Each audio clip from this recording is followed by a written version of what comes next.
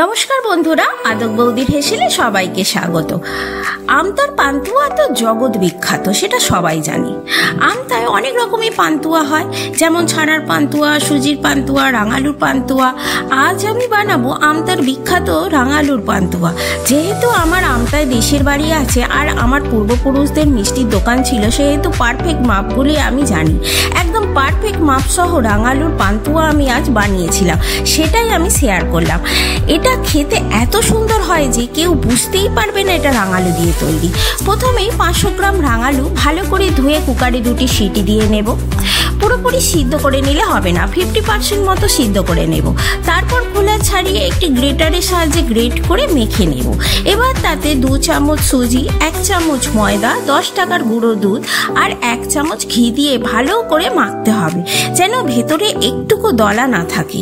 এই সময় একটা কথা বলি, যদি আপনি ফেসবুক থেকে দেখেন তাহলে আমার পেজটি ফলো দেবেন, আর যদি ইউটিউব থেকে দেখেন তাহলে আমার চ্যানেলটি সাবস্ক্রাইব করার অনুরোধ রইল।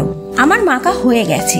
এইবার হাতের তালুতে একটু ঘি মেখে ছোট লেচি কেটে গোল করে পাকিয়ে মাঝখানে একটি করে রোলা দিয়ে ভালো করে আবারও গোলাকার শেপ দিতে হবে।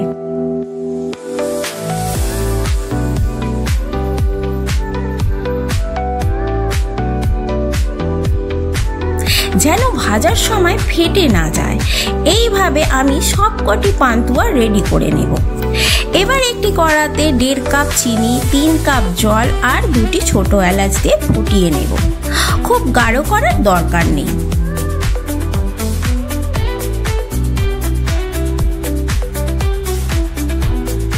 ওভেনে কড়া বসিয়ে পরিমাণ মতো রান্নার তেল দেব।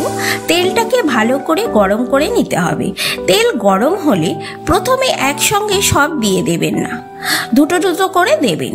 একসঙ্গে সব দিয়ে দিলে তেলটা টেম্পারেচার কমে যাবে, তখন আর ভালো করে পান্তুয়াগুলো ভাজা যাবে না। মিডিয়াম আঁচে ভালো করে ভেজে নিতে হবে। হাই ফ্লেমে ভাজলে উপরের অংশ পুড়ে যাবে আর ভিতরের অংশ কাঁচা থেকে যাবে। দেখুন আমার পান্তুয়াগুলো ভাজা হয়ে গেছে। এবার ওই রসের মধ্যে দিয়ে 3-4 ঘন্টা রেখে দেব। ফিরে এলাম 3-4 ঘন্টা পর। দেখুন কি সুন্দর দেখতে হয়েছে, আর পান্তুয়াগুলো বেশ ফুলেও উঠেছে, খেতেও দুর্দান্ত হয়েছে। আপনারা একবার হলেও বাড়িতে ট্রাই করবেন।